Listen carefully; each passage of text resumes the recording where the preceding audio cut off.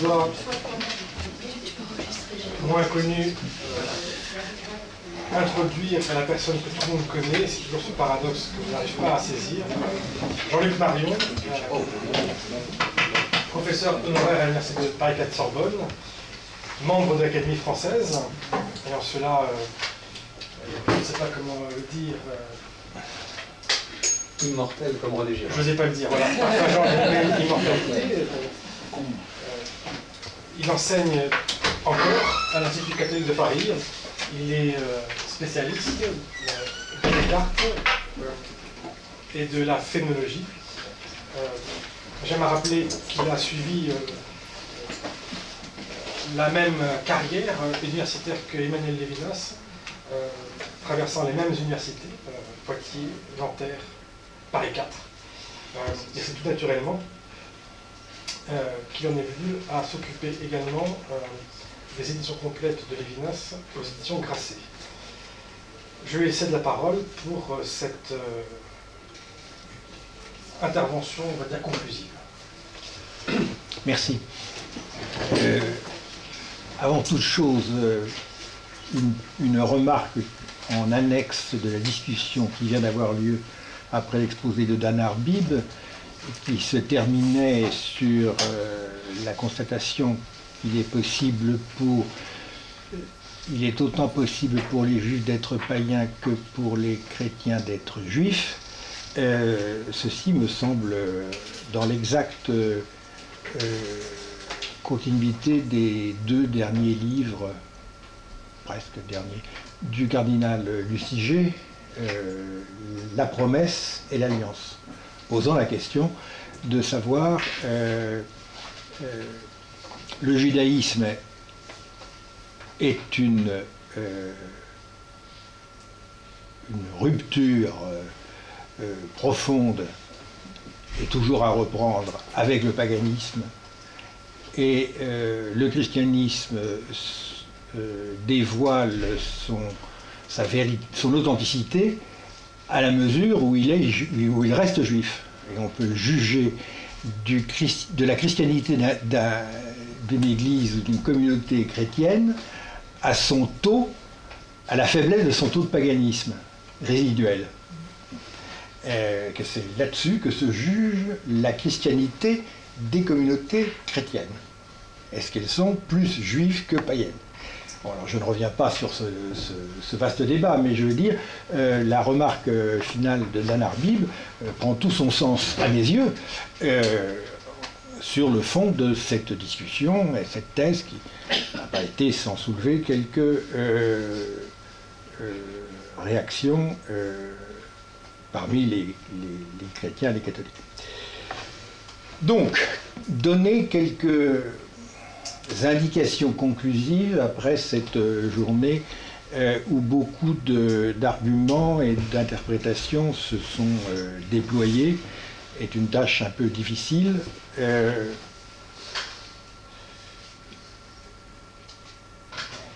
J'ai personnellement connu bien, je crois, Emmanuel Levinas et beaucoup travaillé autour et parfois avec lui. J'ai connu un peu, à plusieurs reprises, j'ai pu parler et avec René Girard, en France et aux États-Unis. Nous avons eu quelques discussions argumentées universitaires publiques. Mais je ne suis pas entièrement qualifié pour tenir le rôle que Benoît Chantre, à qui finalement, et c'est une chose qu'il faut savoir, on ne résiste pas, le rôle que Benoît Chantre a fini par m'imposer sans que je puisse véritablement résister. Donc, ayant été... Bon, je me sors des griffes de Benoît Chantre en vous infligeant quelques considérations que vous trouverez peut-être insuffisantes, et j'en conviendrai aussi, mais le premier responsable, c'est lui, ce n'est pas moi. Ceci dit, il est, je pense, légitime, et en ce sens inévitable, de tenter une comparaison entre René Girard et Emmanuel Levinas. Car ils ont un point commun massif. Mais ce point commun, il faut, à mon avis, ce sera j'aurai 6 points. Mon premier point, c'est leur point commun. Ce point commun n'est visible que si on rétablit la situation historique de leur pensée. Ils sont les représentants d'un mouvement tout à fait étrange, minoritaire, apparemment quand il a surgi, dans l'histoire intellectuelle concernant les sciences humaines en France, dans l'immédiate après-guerre, qui devait sans doute commencer auparavant. Mais disons dans l'immédiate après-guerre. Quel est-il? C'est de considérer que le problème de l'intersubjectivité, problème qu'on hérite, que d'une certaine manière la pensée philosophique découvre très tardivement. J'aime oublier que la question de l'intersubjectivité, d'une certaine manière, est absolument absente de la métaphysique classique, directement. Ça n'est qu'avec Husserl, la cinquième méditation cartésienne, repris à sa manière par Sartre et Merleau-Ponty, que ceci devient, au premier chef et de plein droit, une question philosophique. Le problème de l'intersubjectivité avait néanmoins, même chez Husserl, une caractéristique précise, c'est qu'il était, si je puis dire, consacré à une intersubjectivité individuelle. Et qu'il n'empiétait pas sur le domaine de l'intersubjectivité collective qui relevait de la sociologie, c'est-à-dire ou bien de l'école de Durkheim, Mauss et la sociologie française, ou bien du marxisme, qui étaient les deux grandes directions fondamentales de l'étude de l'intersubjectivité, j'allais dire collective. Et donc, tout naturellement, la question de l'intersubjectivité collective devenait une question politique. Et pour une large part, elle est restée le domaine de la philosophie politique. Je veux dire que la tradition issue de Habermas n'a fait en Allemagne et en France que renforcer cette interprétation sociologique du problème de l'intersubjectivité, disons, collective. Ce qui est tout à fait remarquable, à la fois chez Girard et chez Lévinas, c'est qu'ils ont entrepris d'établir une doctrine, si je puis dire, non collectiviste, non sociologique, de l'intersubjectivité à partenaires multiples, si je puis m'exprimer ainsi. Ils n'étaient pas les seuls. On peut considérer que Buber, évidemment, est une source. On pourrait peut-être considérer aussi que d'une certaine manière, Foucault est aussi une source, ou un parallèle. Je dirais même, en un sens, que ce qui sépare Freud de Lacan, c'est que Lacan est du côté de la sociologie, que Freud est du côté de la sociologie, alors que Lacan est du côté de Lévinas et de Girard. Un des paradoxes les plus amusants, et pour ainsi dire le tour de passe-passe magnifique de Lacan, a été de se faire accréditer comme un retour à Freud.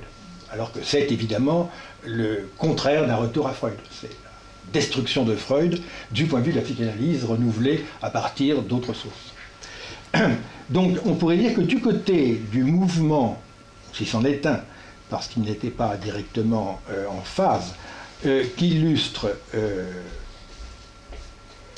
Girard et Lévinas, nous retrouverions Lacan contre Freud, Foucault sans doute, et c'est évidemment pourquoi la référence à Bergson qui a été faite au début de notre journée est tout à fait juste. Bergson, qui a été accusé précisément par les sociologues et les marxistes, par Pulitzer et d'autres, d'avoir été totalement incapable d'avoir une pensée politique, a eu néanmoins une pensée de l'intersubjectivité, dont d'une certaine manière les vrais héritiers sont Girard et Lévinas. Alors, qu'est-ce que ça veut dire une pensée de l'intersubjectivité collective qui ne passe pas par la sociologie? C'est ça la question. Par quoi passe-t-elle? Elle passe évidemment par des modèles plus puissants que les modèles d'où part la sociologie. D'où part la sociologie? Elle part de la théorie de l'échange. La sociologie est toujours, d'une certaine manière, une théorie économique. Économique au sens étroit du terme, et au sens d'une économie ensuite généralisée. Donc la question d'une économie est le point de départ de la sociologie. C'est pourquoi d'ailleurs Bataille n'est pas du côté de Girard et de Lévinas, alors qu'on aurait pu penser. Mais Bataille est encore, il le dit, enfin c'est son terme, c'est lui, il est pour généraliser l'économie, pour atteindre des problèmes qui relèvent peut-être factuellement des mêmes domaines analysés que ceux analysés par Girard et Lévinas, hein, le sacrifice, la substitution, etc., mais à l'intérieur de l'économie. Donc, mon hypothèse de départ, c'est que leur point commun, à Girard et à Lévinas, c'est de traiter des relations entre, on va dire sujets pour faire simple, hein, tant entendu que ce n'est pas la bonne formulation, bon, des sujets de manière non collective, non collectiviste, non économique, donc ne relevant pas d'une figure ou d'une autre de la sociologie. Voilà le point de départ. Et c'est leur point de départ et c'est leur premier résultat, leur premier acquis. Et en ce sens, ils sont une revanche de Bergson. On peut dire, Bergson, finalement, ça aboutit à Lévinas et à Girard. Pulitzer et Sartre avaient simplement tort. Vous verrez, c'est pas la seule fois, mais c'est vrai. Alors, maintenant, la question est de savoir de quel droit on peut faire cette entreprise, de traiter des relations entre des sujets, donc d'un phénomène collectif, en dehors des règles de la sociologie, c'est-à-dire de l'économie. Voilà la question.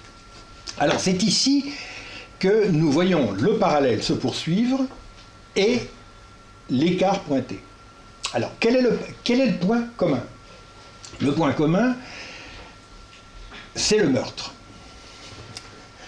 C'est-à-dire l'analyse du désir comme mimétique conduisant au meurtre, qui devient pour ainsi dire toujours un meurtre rituel en ce sens qu'il obéit toujours à une logique. Donc le meurtre est ritualisé par la logique mimétique. Et d'autre part, Lévinas, la thèse que le visage dit « tu ne me tueras point ». Bon. Donc c'est la question du meurtre qu'ils ont en commun. Alors, la question, et c'est mon second point, le rapport à autrui passe par la question du meurtre. Alors, ce second point doit absolument se prendre en perspective, et c'est central, contre une autre interprétation,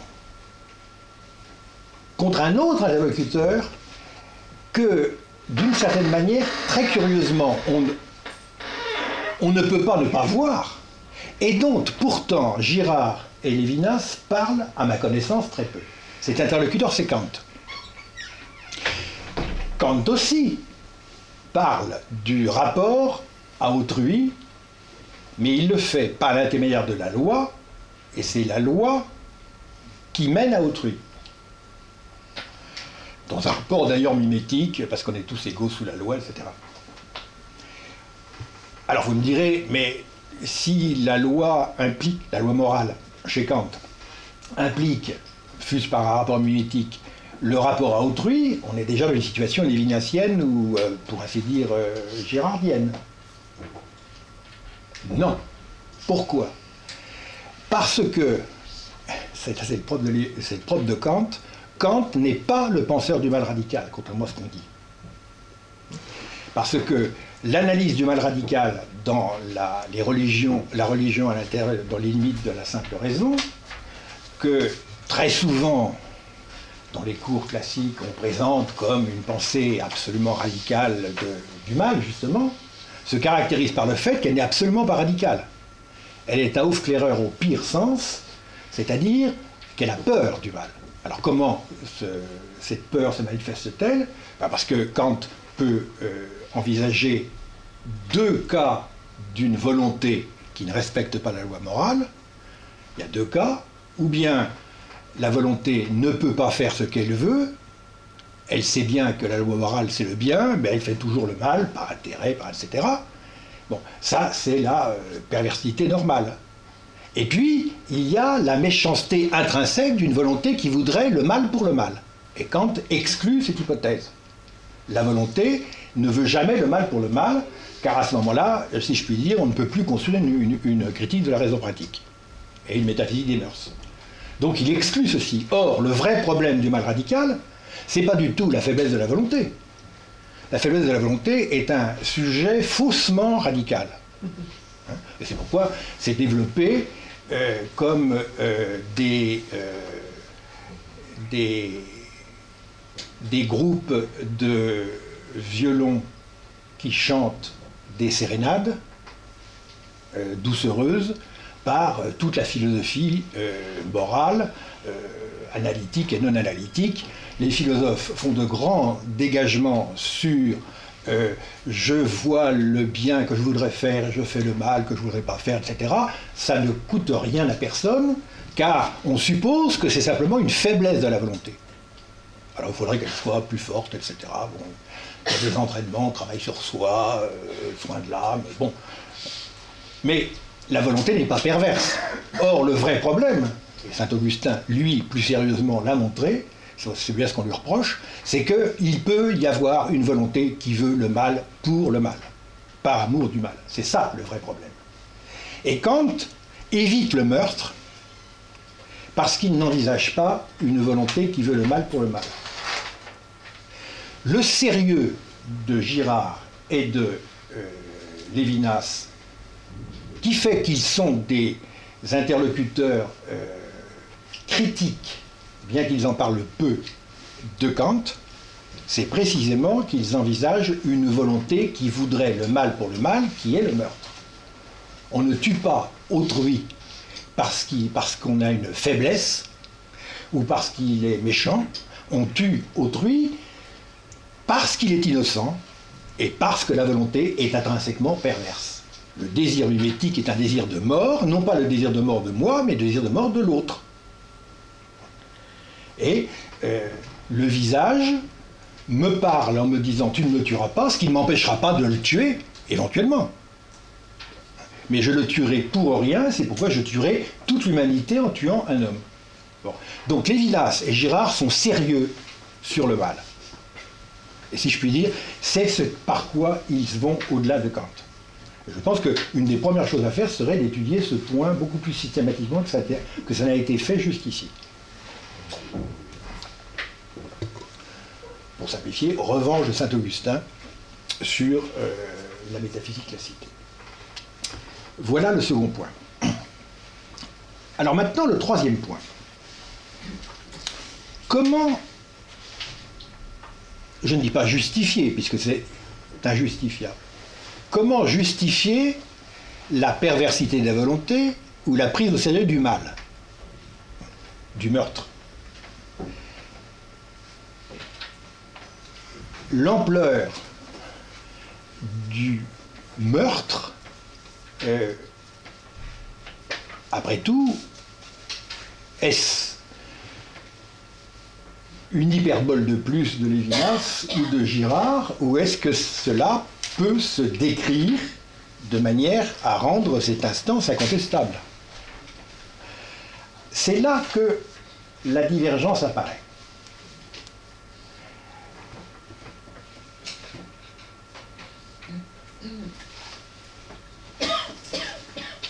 Commençons par Girard.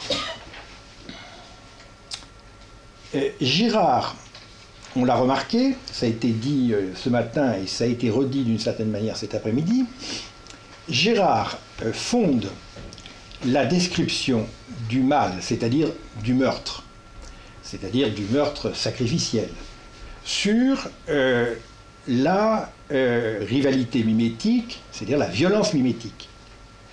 Alors, la question est de savoir pourquoi la violence est-elle directement la conséquence, ou peut-être l'horizon, le présupposé, de la rivalité mimétique.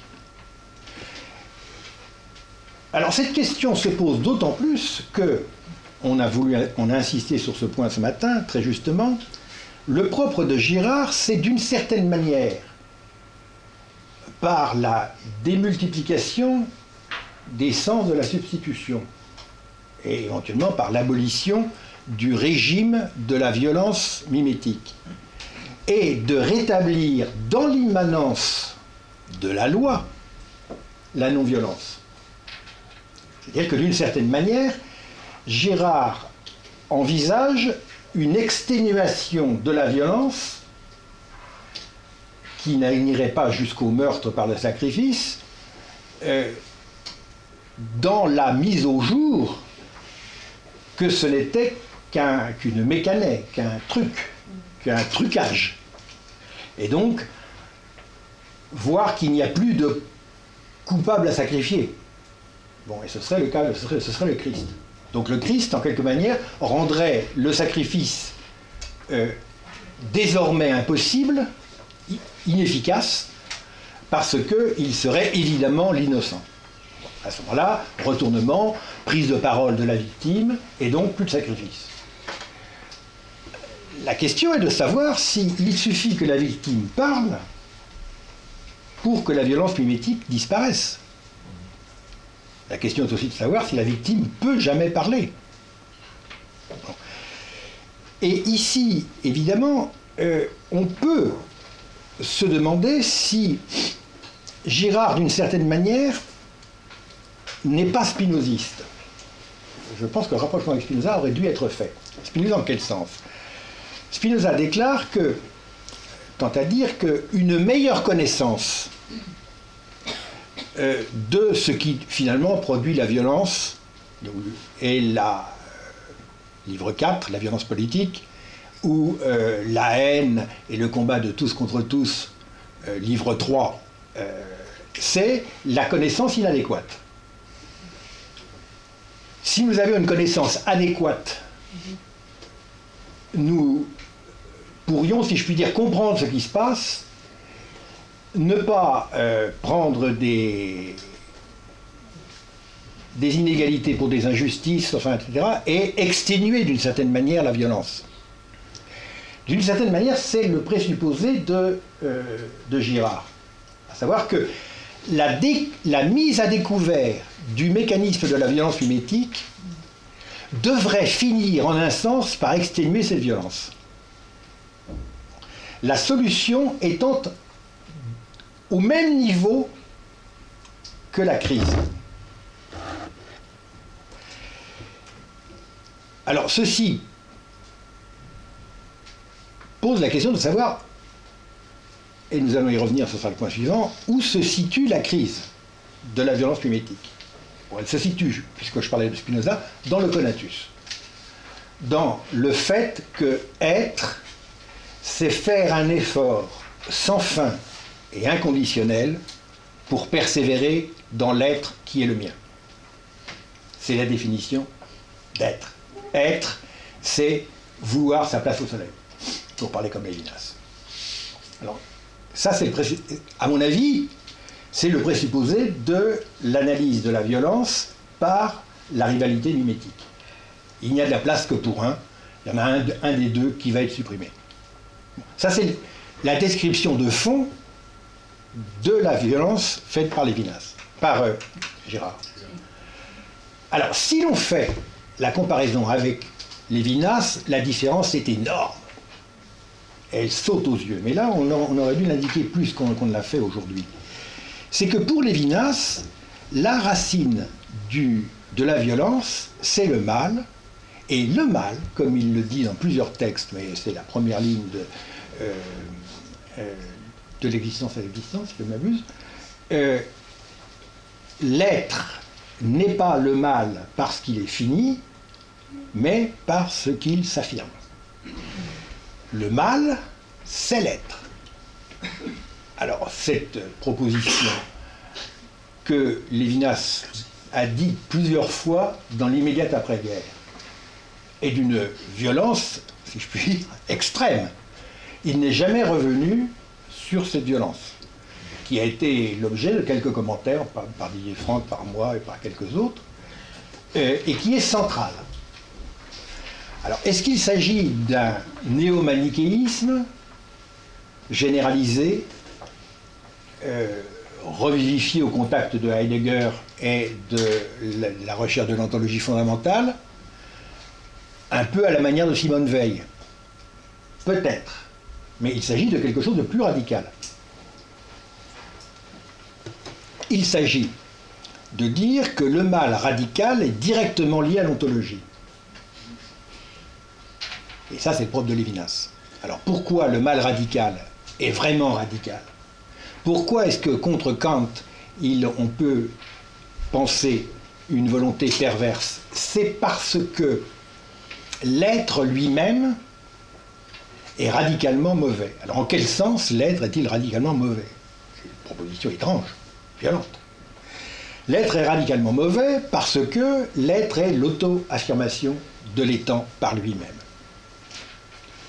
C'est une variation, bien entendu, de l'évidence textuelle, mais que Heidegger a été le premier quand même à mettre au jour, à savoir que toute ousia est une parousia, que toute parousia, toute présence, est une possession, et même une autopossession de soi. Et c'est ici qu'on voit que Lévinas fait une réduction. Alors, je sais qu'il n'emploie pas le terme, que c'est un peu peut-être forcer la description, mais c'est une manière aussi de s'y retrouver. Lévinas analyse la question de l'être du point de vue de l'éthique, d'un point de vue extérieur à l'éthique. L'éthique ayant une position dominante, cela veut dire sur la question éthique a une position dominante sur la question de l'être qui n'est plus première. Ce qui veut dire que on peut appliquer la différence entre le bien et le mal à l'être lui-même. En d'autres termes, l'être peut être exposé à partir, oublie ou pas, de la différence ontologique entre l'être et l'étant. C'est ce que fait Heidegger. Mais Lévinas, radicalement, dit il y a une autre différence, il y a la différence entre le bien et le mal, qui est plus radicale et qui a autorité sur la différence ontologique elle-même. C'est-à-dire qu'on réduit ou qu'on surdétermine, qu'on juge, au sens d'un jugement dernier, qu'on juge la question de l'être par la question éthique. Et c'est pourquoi on peut dire que le mal est une caractéristique de l'être. Et on peut le dire parce que la métaphysique a compris l'être comme auto-affirmation de soi.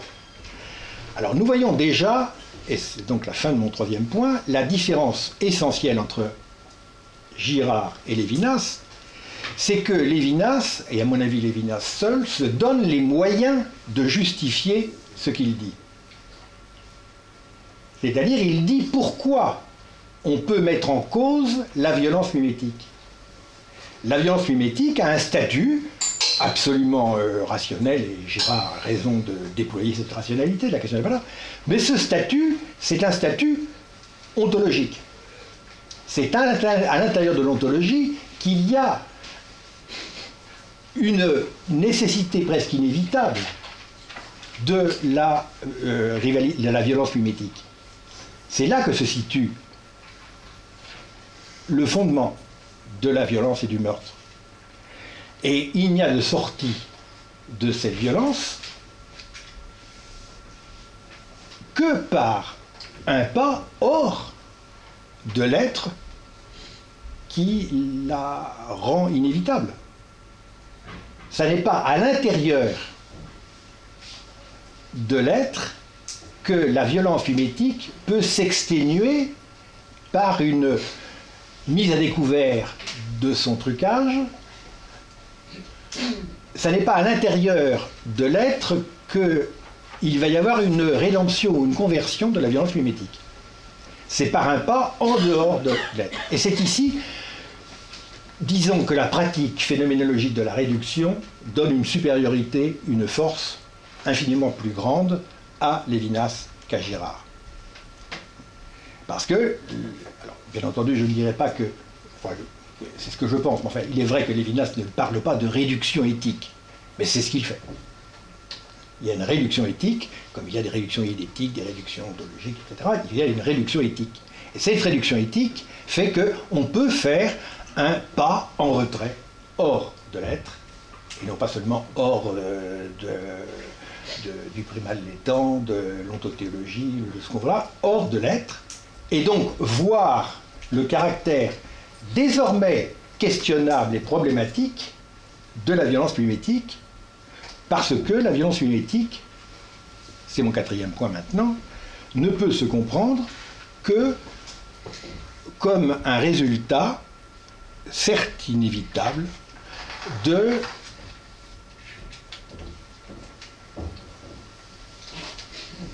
l'étang. Le propre de l'étang, c'est que son ousia, et c'est le sens originaire du terme en grec, l'ousia, c'est le bien que l'on possède, le bien foncier en particulier. Et c'est ainsi qu'on retrouve le terme d'ousia dans la parabole du fils prodigue. Quand le fils demande sa part d'héritage, il demande à son père de vendre ses terres et de prendre sa part d'ousia. Donc c'est bien ce qu'on possède, ce qui me permet d'être moi-même indépendant et de m'affirmer. Bon. Donc l'ousia, y compris philosophique, c'est ce qui est stable dans la chose, au contraire des accidents qui passent, qui viennent et qui passent, c'est ce que la chose possède d'elle-même. C'est la chose en tant qu'elle se possède, l'ousia. Donc l'ousia se possède et elle peut durer. Donc l'ousia implique qu'elle a les moyens de durer par ousia, la présence comme endurance, c'est-à-dire ce que Kant appelle la Beharrlichkeit, la persistance dans la présence. Ça ne bouge pas. Tout passe, mais ce que je possède, moi en tant que je me possède, ne bouge pas. C'est ce que veut la présence métaphysique. Alors, si métaphysique de la présence, ça a un sens, c'est celui-là. La conséquence, c'est que bien entendu, ce que je possède est à moi et pas à l'autre. Et que le but de ce que je possède, c'est de continuer, de persévérer dans cette possession. D'où la définition du conatus de Spinoza. Version soft, la formule de Pascal reprise par Lévinas, je veux garder ma place au soleil. Ce qui est justement ce que Lévinas propose de mettre entre parenthèses. L'attitude éthique, c'est de ne pas s'accrocher à sa place au soleil, après vous. On comprend très bien que si être, c'est persévérer dans son être, la rivalité mimétique devient, pour ainsi dire, la règle. C'est-à-dire, quand il y a quelque chose à posséder, ça ne peut être possédé que par un. Et donc, si on admet le postulat métaphysico-économique de la rareté, ce qui est le cas de la métaphysique classique, qui est basée sur l'hypothèse de la rareté, pas seulement en économie politique, mais en général, la rareté. Donc, dans l'hypothèse métaphysique de la rareté, la parousia, ousia, comme conatus in sue esse perseverandi, implique, en cas de mimésis, la rivalité et le meurtre. D'où Hegel, la querelle des consciences. C'est inévitable. Et c'est la règle. Et c'est ce que la métaphysique a finalement consacré. Nietzsche l'a dit très explicitement, ce n'est pas un mystère. Lévinas pense que nous ne pouvons sortir de la mimésis qu'en sortant de l'interprétation métaphysique de l'être. Girard, par opposition, laisse cette question indéterminée et non adressée, ungefragt. Pourquoi doit-on sortir de la mimésis? Pourquoi la mimésis est-elle inévitable? Comment allons-nous sortir de la mimésis? Le fond de Girard part de l'hypothèse que la mimésis est le seul dernier. Lévinas pense que la mimésis n'est pas le seul dernier. Parce qu'on peut faire un pas en retrait. De quoi? Il faut dire de l'être. Et de l'être interprété, non pas ontologiquement, si je puis dire, comme le fait Heidegger. Heidegger dit il faut revenir de l'être au sens de la métaphysique à l'être au sens non métaphysique. Très bien. Mais Lévinas ne fait pas cette distinction. Cette distinction ne l'intéresse en un sens pas. C'est de toute façon, il n'y a d'être qu'au sens de la métaphysique. Et donc il faut faire un pas en dehors de la métaphysique, c'est-à-dire en dehors de l'être. D'une certaine manière, le dernier Heidegger dira peut-être cela d'une certaine façon. Enfin, ce n'est pas le point ici. Mais de toute façon, Lévinas sait d'où provient la rivalité mimésis et le meurtre qu'elle implique. Girard constate ce fait, mais ne sait pas d'où il provient. Et Girard pense qu'il peut surpasser la rivalité mimétique en restant sur le même sol. Lévinas sait que non. Et c'est ici la différence fondamentale. Alors, ceci s'indique très clairement par certains points qui ne sont pas de détail. Le fait que Lévinas dise qu'il est philosophe est dans la tradition phénoménologique, il le dira toujours. Et le fait que Girard dise qu'il n'est pas philosophe, qu'il a un discours scientifique, positif, et qu'il fait de l'anthropologie. Bon, là, c'est très clair. Qu'est-ce que c'est que l'anthropologie? C'est de considérer que l'homme est l'objet d'un discours positif. Alors l'anthropologie peut être très intelligente, tout ce qu'on veut, mais elle présuppose ceci. Alors qu'est-ce que c'est que la phénoménologie? C'est de penser que l'homme n'est pas l'objet d'un discours, il est d'abord le sujet d'un discours. Et que ce sont deux manières de procéder. Chez Lévinas, l'homme, le je, est toujours celui qui parle. Alors bien entendu, il ne parle pas en première personne, il répond, etc. Mais enfin, c'est ça fondamentalement la question. Évidemment, chez Lévinas, on n'a jamais, par exemple, la question de l'appel et de la réponse, alors que c'est central pour définir la subjectivité et l'intersubjectivité chez Lévinas. Donc on a des meurtres en silence, d'une certaine manière, chez Girard. C'est pour ça que la victime a beaucoup de mal à parler, mais je dirais que d'une certaine manière, la victime ne dit rien au meurtrier, ce qui est peut-être inévitable si le meurtrier la tue, mais le meurtrier ne dit rien à la victime non plus. Enfin, on peut discuter de savoir s'il y a une problématique de l'appel et de la réponse chez Girard. La deuxième chose, c'est la question du sacré et du saint. C'est-à-dire que la coupure à la hache que Lévinas introduit entre le sacré et le saint, c'est la coupure entre ce qui est réduit, la question de l'être permet le sacré, mais ne permet pas la sainteté. Alors il dit ceci contre Heidegger, qui met toujours en ligne Dieu, les dieux, le divin, le sacré, l'intact, l'ouvert, l'être, en continuité. Évidemment, Lévinas coupe entre le saint, qui est à la fois une dimension et le nom de Dieu, car il est le saint, et le sacré. Le sacré est du côté de l'être, disons, du paganisme. Bon, cette distinction n'est pas faite, en ces termes du moins, par Girard, comme si c'était à l'intérieur du sacré qu'une modification du sacré allait rendre le sacré saint.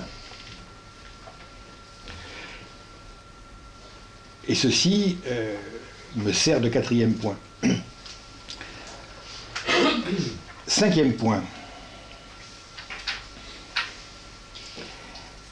La question de la substitution.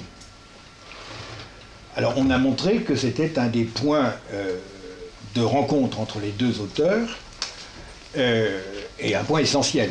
C'est une bonne grille de lecture et c'est très bien d'avoir commencé, si je puis dire, par cela, vous-même et puis Benoît, commencez par poser la question de la substitution. Mais comme vous l'avez indiqué vous deux l'avez indiqué très vite, la substitution devient une difficulté parce que chez Girard, il y a plusieurs substitutions. Moi, j'en étais resté essentiellement à deux. J'ai appris aujourd'hui qu'il fallait aller beaucoup plus loin dans le nombre des substitutions possibles. Et trop de substitutions nuit à la substitution, car à la fin, il va falloir qu'une dernière substitution se substitue aux 4 premières. Alors quelle est-elle, cette dernière substitution? Moi je pense qu'il y a une interprétation noétique de la substitution chez Girard, qui est peut-être insuffisante, par rapport à laquelle la substitution au sens de Lévinas est beaucoup plus forte. Mais la substitution au sens de Lévinas repose sur la thèse qu'on ne meurt pas pour soi-même, mais on meurt pour autrui. Ce qui ne veut pas dire qu'on meurt à la place d'autrui exactement, mais qu'on meurt pour autrui. Alors que signifie exactement mourir pour autrui? Il y a une mimésis puisqu'on meurt pour autrui. Ce n'est pas une mimésis de rivalité. Donc le concept de substitution est le lieu à la fois de la rencontre et de l'opposition. Et bien entendu, la voix de la victime, qui est si difficile à faire entendre. Pour Lévinas, la voix de la victime ne se fait entendre que par le fait que la victime dit « je suis ici, c'est Raneni, c'est moi », et elle dit ceci pour le compte de l'autre et de la dette de l'autre. On va faire dire Schuldigkeit plutôt que culpabilité. Enfin, elle le dit « je paie pour l'autre ». Je veux dire ça, je paie, parce que payer en français a tous les sens. Hein. Je paie pour l'autre, je paie la dette de l'autre. Voilà ce que dit la substitution. Alors, cette substitution est la vraie prise de parole de la victime, qui est à la fois la victime parce que c'est elle qui paie, et puis qui devient l'interlocuteur fort et le seigneur de la relation à autrui, puisque c'est lui qui assume tout. Et donc à ce moment-là, on comprend que la substitution, c'est la forme supérieure de l'élection. Donc la victime devient à ce moment-là le vivant. C'est-à-dire que celui qui est mis à mort ressuscite en acceptant la substitution entendue à ce sens-là. Bien entendu, à ce moment-là, la substitution n'a plus de sens économique. Ça n'est plus la rédemption comme le rachat, si c'est ce que saint Anselme a dit d'ailleurs, mais enfin, tel que ça s'est développé dans la théorie du sacrifice chrétienne, qui s'est développée après le Concile de Trente et qui est hautement contestable. Comme si c'était le fait que le Christ ait payé en mourant qui était sauveur. Le Christ n'est pas, en bonne théologie chrétienne, pour autant que j'essaie de la comprendre, en bonne théologie chrétienne, le Christ n'est pas sauveur parce qu'il meurt, donc paie le prix, la rançon, il est sauveur par sa façon de mourir. Il meurt volontairement, ce qui veut dire qu'il opère la substitution en disant « moi, j'y vais. Moi, j'y vais. Tout le monde se défausse, moi, non. » Et à ce moment-là, cette mort volontaire, qui est la substitution, est la forme suprême de l'élection, donc la résurrection. Donc c'est ça qui est salvateur.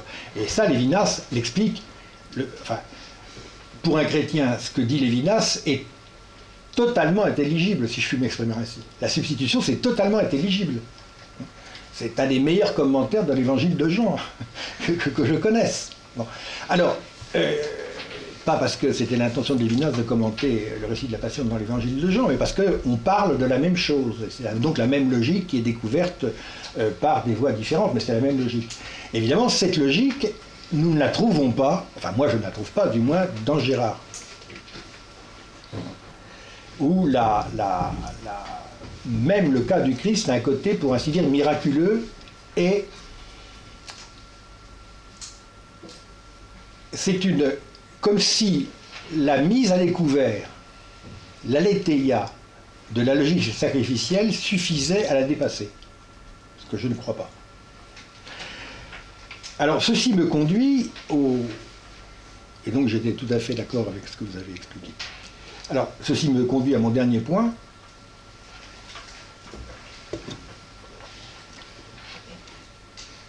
Qui est la question de la logique. De la logique suivie par Girard et par Lévinas. Alors cette question de la logique est inévitable. Elle est inévitable, d'abord parce qu'elle est stylistiquement inévitable. Bon, il y a des paradoxes, des hyperboles, des exagérations chez les deux auteurs, en particulier par Lévinas.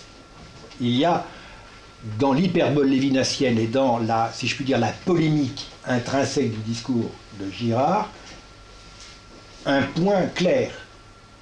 Ils sont contraints, si je puis dire, à ces excès de langage, parce que leur pensée est en rupture avec la logique communément reçue. Mais la logique communément reçue, en fait, c'est la logique de l'échange, la logique de l'économie. C'est-à-dire que la philosophie politique, l'éthique d'origine formelle, d'origine kantienne ou habermasienne, l'économie politique n'exagère jamais. Pourquoi est-ce qu'elle n'exagère jamais? Parce qu'elle pense que la vérité est dans l'égalité, dans l'échange, que l'égalité de l'échange suffit à définir la moralité ou à définir la justice et les conditions d'une économie saine. Donc, fondamentalement, les pensées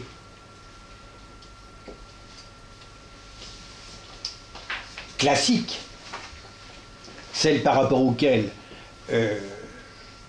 peut-être Bergson, mais sûrement Lévinas et Girard sont en rupture, ce sont des pensées qui ne respectent pas cette logique, qui sont toujours dans le style « c'est quand je perds que je gagne »,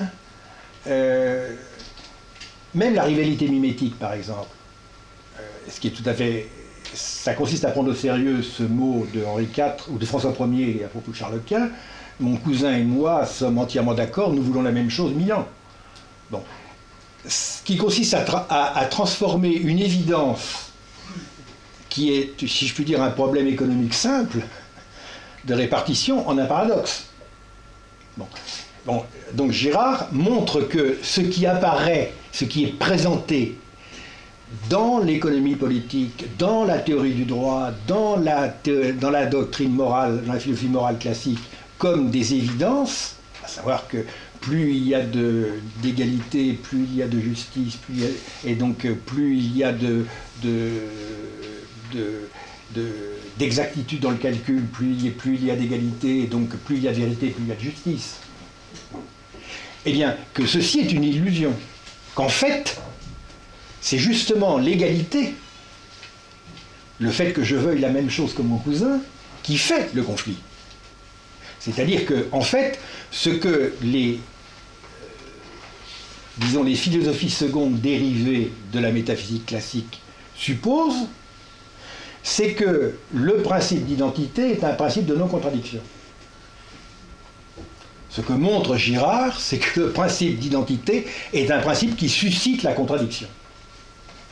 C'est-à-dire, quand vous transposez l'identité entre des énoncés ou des contenus idéaux, l'identité formelle, dans la réalité ontique, quand il s'agit de choses, et de choses qui sont à posséder, c'est la définition de la chose, à ce moment-là, l'identité devient une contradiction.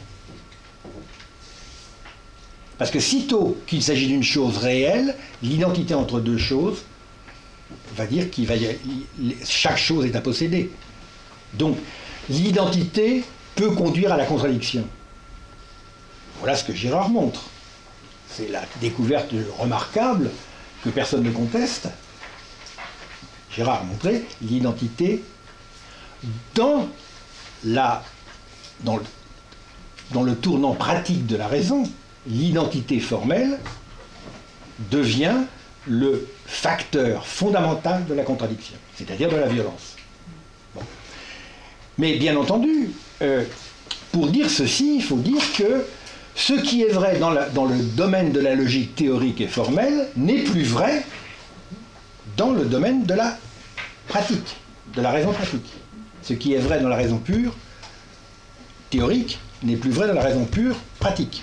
Et encore moins dans la raison empirique, dans l'usage empirique de la raison, pardon. Bon.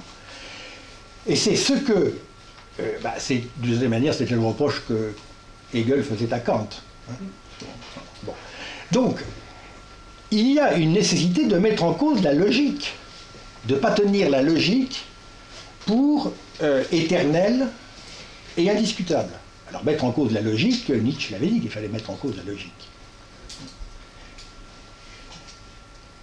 Alors, là aussi, ces deux auteurs mettent en cause la logique. En d'autres termes, ils exagèrent, comme disent les critiques les plus répandus et donc les plus superficiels. Ce sont des auteurs qui exagèrent. La question est de savoir si les deux savent pourquoi ils exagèrent. Alors moi, ma thèse, c'est que René Girard, et c'est intéressant dans le développement de son œuvre, les entretiens, etc., revient sans cesse sur le problème, les gens ne me comprennent pas, il faut que je m'explique mieux. Mais je pense que les gens comprennent très bien. C'est bien qu'ils s'expliquent mieux parce qu'ils donnent des détails, des nouveaux arguments, c'est très bien. Mais c'est pas du tout le fait que les gens ne comprennent pas. Les gens comprennent très bien, mais les gens ne veulent pas renoncer à quoi? À l'usage de la logique telle qu'elle est définie par la métaphysique. Ils ne veulent pas renoncer à ça pour des raisons multiples qui sont idéologiques, sociologiques, culturelles, peu importe. En fait, je pense que René Girard, qui est un être foncièrement bon, et peut-être un peu, en un sens, naïf, croit que les gens sont méchants, ils veulent pas comprendre. Ou non, les gens sont bêtes, alors qu'il devrait comprendre que peut-être qu'ils sont méchants. Non, mais je veux dire par là que la résistance ne vient pas du fait qu'on ne comprend pas. La résistance est curieuse parce que tout le monde admet que la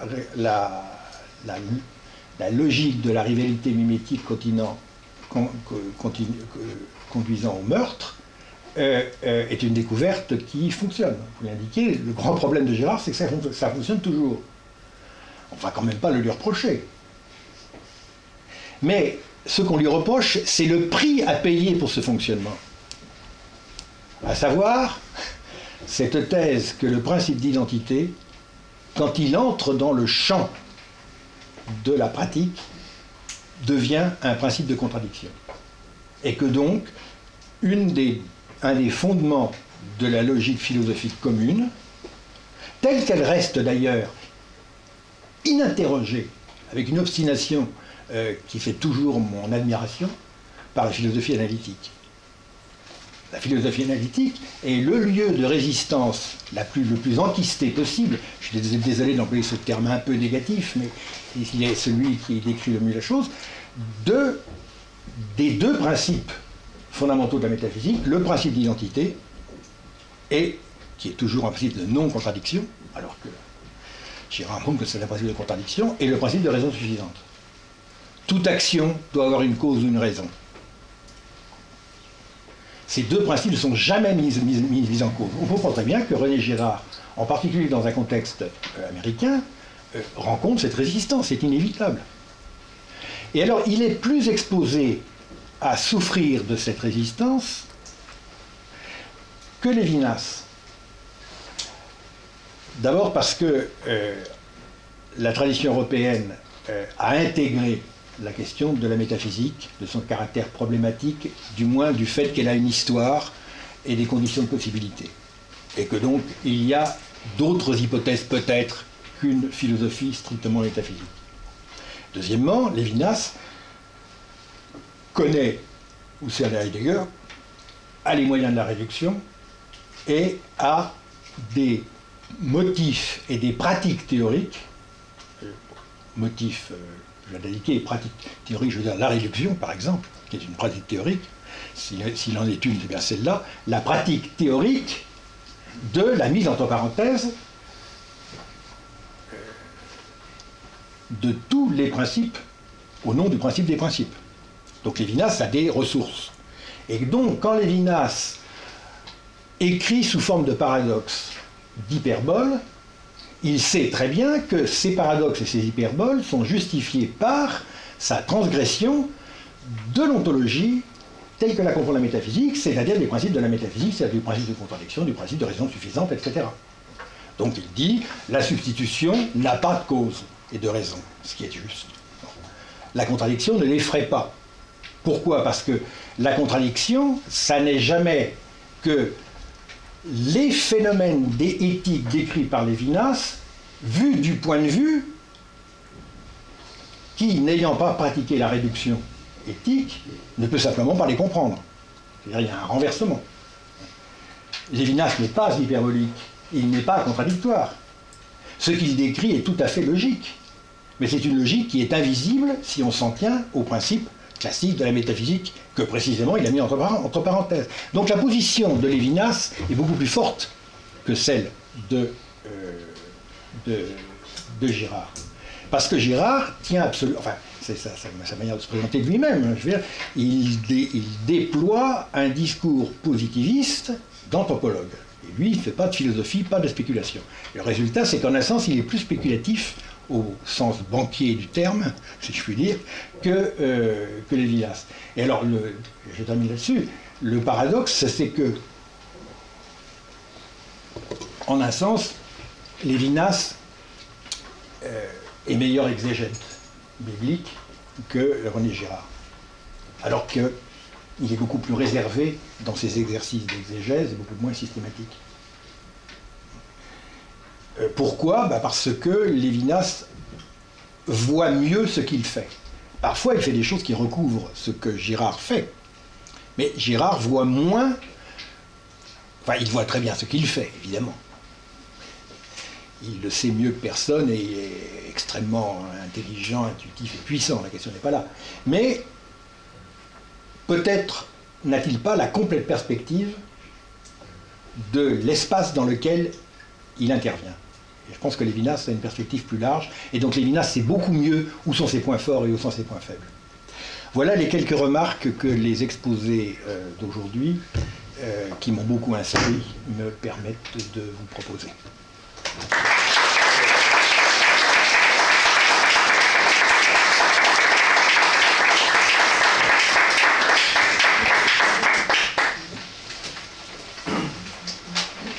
Merci pour cet exposé final qui n'a rien de simple remarque. Plus long que tous les exposés qui ont eu lieu ici. C'est vrai? Et je m'en félicite. Excusez-moi, je ne me suis pas... Je laisse la place aux questions. Marion, je voudrais que vous discutiez le socle que René Girard trouve à l'importance de l'imitation et du bouc émissaire chez l'humain. C'est dans le livre premier des échecs cachés depuis la fondation du monde. Oui. En fait, il s'explique en termes très darwiniens. C'est-à-dire que chez l'humain, il y a une évolution qui tend à faire que l'instinct diminue par rapport à l'imitation. L'instinct, c'est une adaptation qui est intergénérationnelle, qui est lente, alors que l'imitation est non seulement intergénérationnelle, mais intragénérationnelle. Elle permet une adaptation beaucoup plus rapide. Qui fait que, par exemple, l'humain, il y en a 7 milliards, alors que les autres animaux qui ont une taille comparable, ils sont réduits de plus en plus à peau de chagrin. Et c'est cette importante limitation, surtout à partir du moment où les humains ont des outils qui font que les instincts ne peuvent pas s'adapter avec des freins instinctuels à la violence intraspécifique. Il y a cette résolution par le sacrifice pour que la cohésion sociale persiste et que l'humanité ne se détruise pas. Je voudrais vous commenter cette explication de René Girard. Écoutez, moi je ne suis absolument pas en état de commenter ça. Je veux dire, il faudrait connaître le darwinisme tel que le comprend Girard, ce qui n'est pas mon cas, avoir fait des études d'ethnologie, moi je ne peux pas répondre. Je peux faire une remarque. Vous voyez, par exemple chez Girard, d'une part la mimésis, c'est plutôt pas bien, mais l'imitation, c'est plutôt bien. Alors je me demande parfois comment on passe de l'une à l'autre, qu'est-ce qui change entre... Vous voyez? Et par exemple, l'imitatio Christi, pourquoi est-ce que l'imitatio Christi ne conduit pas à la violence? C'est une médiation externe, je dirais, parce que on imite un modèle qui est avec lequel on est en rivalité. Oui, mais attendez, ça c'est pas si clair. Parce qu'il y avait les mauvais anges qui se sont révoltés, ils faisaient de l'imitatio Dei. Hein, c'est basé là-dessus, pas seulement dans Milton. Et l'idée qu'il puisse y avoir une imitatio Christi perverse, quand le Christ est soumis à la tentation, c'est de l'imitatio Christi que fait Satan. En disant à Satan simplement imite-moi. Enfin, je veux dire, on est bien dans un problème de. Donc, l'imitatio Christi comme telle, je veux dire, il faut prendre des précautions. Et son développement dans la spiritualité moderne, c'est-à-dire la via moderna, etc., est elle-même. Bon, il faut y aller doucement dans l'imitatio Christi. Parce que ça n'a de sens, l'imitatio Christi, que si on comprend que c'est une imitation impossible. Bon, elle ne fonctionne que si elle est impossible. Bon, alors, est-ce que le mot imitation est le mieux, le meilleur? Vous voyez, donc ça, c'est l'exemple typique de certaines réticences que j'ai quand je lis René Girard, en me disant qu'il prend des concepts comme s'ils étaient maniables, sans voir que ce sont des grenades dont certaines sont dégoupillées et il jongle avec. Donc c'est toujours la difficulté. Alors, dans ces cas-là, moi, je ne suis pas en état de juger, mais j'ai un peu je reste prudent. Ce que vous dites sur l'imitation, on peut le dire de la même façon pour la technique. Le feu, c'était bien et c'était mauvais. Enfin, toutes les inventions qu'on fait les humains, enfin, toute l'évolution, c'est pas négatif. Oui, d'accord. Enfin, je veux dire, la question du feu est moins centrale pour la doctrine de Girard que la notion d'imitation. C'est la différence. Donc une ambivalence ou une interprétation de la notion d'imitation est plus dérangeante pour moi, comme lecteur. D'autres questions? Oui. Je ne suis pas assez connaisseur de Girard pour en parler, donc je ne vais pas me placer sur ce terrain, mais simplement une question par rapport à ce que j'ai entendu. Quand vous parlez de l'accomplissement de l'élection dans la passion, je vous suis totalement, avec la souveraineté, je vous suis totalement. Mais il y a un aspect dont vous n'avez pas parlé et qui me paraît extrêmement important, c'est dans l'événement même de cette manifestation, de cet accomplissement-là de l'élection, de cette souveraineté, il y a une exposition de ce qu'on appelle la sainte face. Il y a un face-à-face entre l'humain et le visage du Christ tel qu'il se présente. L'exemple type, c'est la partie même de la Sainte Face, où avec la couronne d'épines, le manteau rouge et la parole prophétique de Pilate, « Voici l'homme ». Ou encore quand il dit « Le roi des Juifs, ce que j'ai écrit, je l'ai écrit ». Écrit autre chose. Donc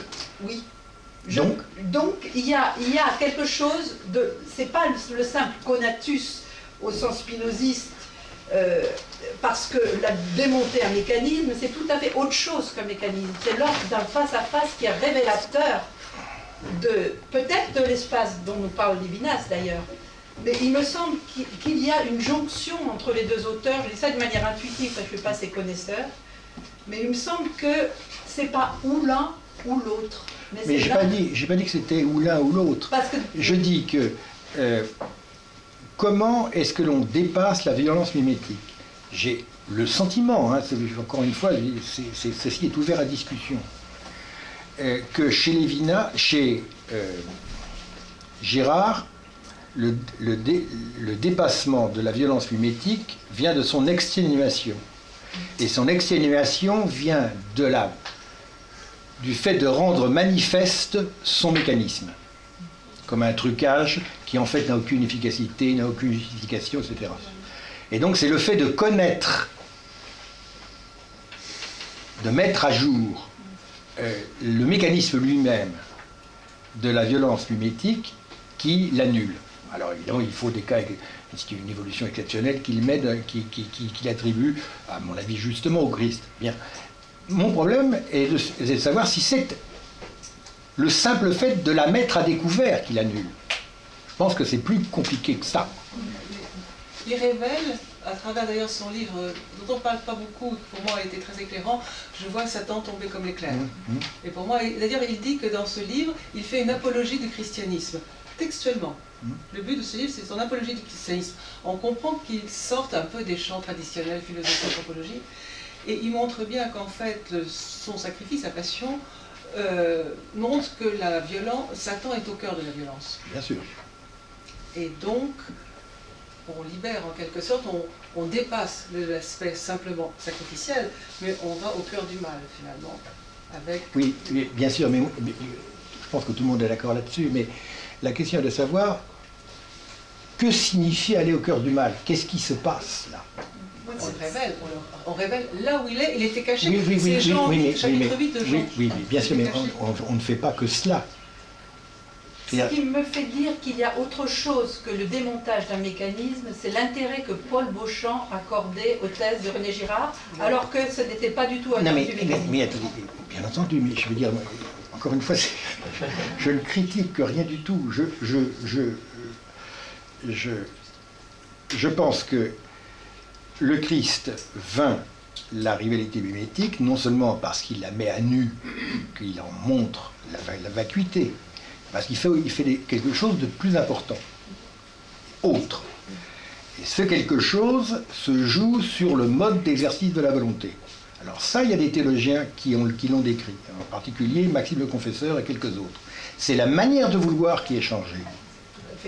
Donc ça, c'est un point très important. Or, du point de vue d'une pure analyse philosophique, le changement de la manière de vouloir,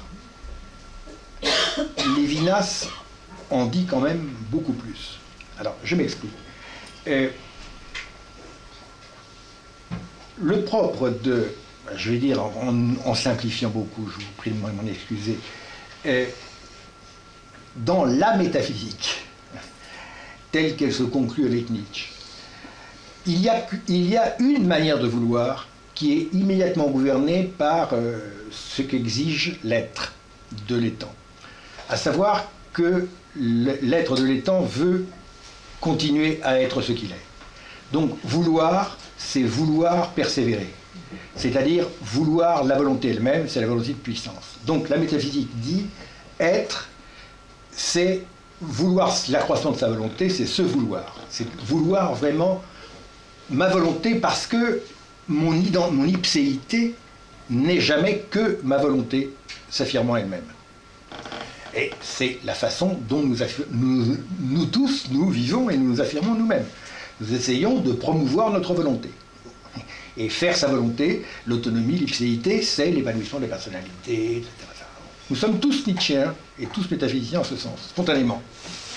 Alors, que savons-nous de ce qu'a fait le Christ? Nous savons une chose, c'est qu'il n'a pas fait sa propre volonté. Ça, c'est documenté par tous les textes. Le propre du Christ, c'est qu'il ne fait pas sa propre volonté, alors que sa volonté ne devait pas être la plus mauvaise possible, spontanément. Alors, que signifie ne pas faire sa volonté? C'est ça la question. Alors, cette question est très complexe, parce que faire une autre volonté, il faut qu'elle soit meilleure que la mienne. Autrement, ça n'a aucun sens. Mais meilleure selon quel critère? Parce que le soupçon que la volonté de Dieu elle est plus puissante que la mienne, mais peut-être qu'elle n'est pas meilleure que la mienne après tout, c'est exactement ce que dit Kant. Kant dit toute révélation biblique, nous jugeons sa bonté à sa conformité à la loi morale, que nous connaissons très bien. Donc c'est nous qui décidons si la volonté de Dieu est meilleure. Donc il n'est pas question pour Kant de faire une autre volonté que la mienne. Il faut que ma volonté soit conforme à la loi morale que je connais par ailleurs très bien. Donc l'idée que nous puissions faire une autre volonté que la nôtre, que nous ne connaissons pas vraiment, est une question hautement problématique.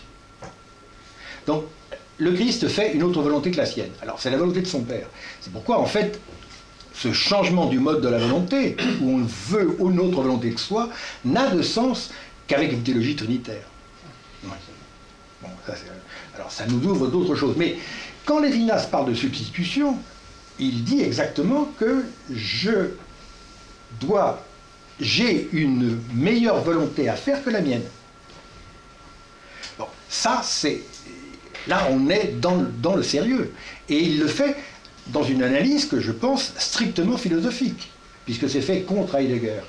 Heidegger dit, finalement, je dois vouloir ma propre possibilité, donc l'être pour la mort, etc., le mien. Et Lévinas dit, la mort, c'est pas la mienne que je dois vouloir. Je ne dois pas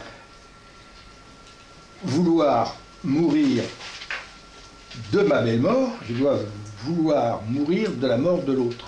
Voilà. Je suis déterminé par la mort de l'autre. Donc la mort de l'autre est plus intime à moi que ma propre mort, et ma volonté doit, ma résolution, pour parler comme Heidegger, et doit être modifiée en conséquence. C'est ça, et il reprend la théorie de l'impossibilité de la substitution. C'est une reprise de la théorie de l'impossibilité de la substitution définie par Heidegger dans L'être pour la mort. Heidegger dit très bien qu'il n'y a pas de substitution possible. Chacun doit mourir sa propre mort, et il n'a que cela à vouloir.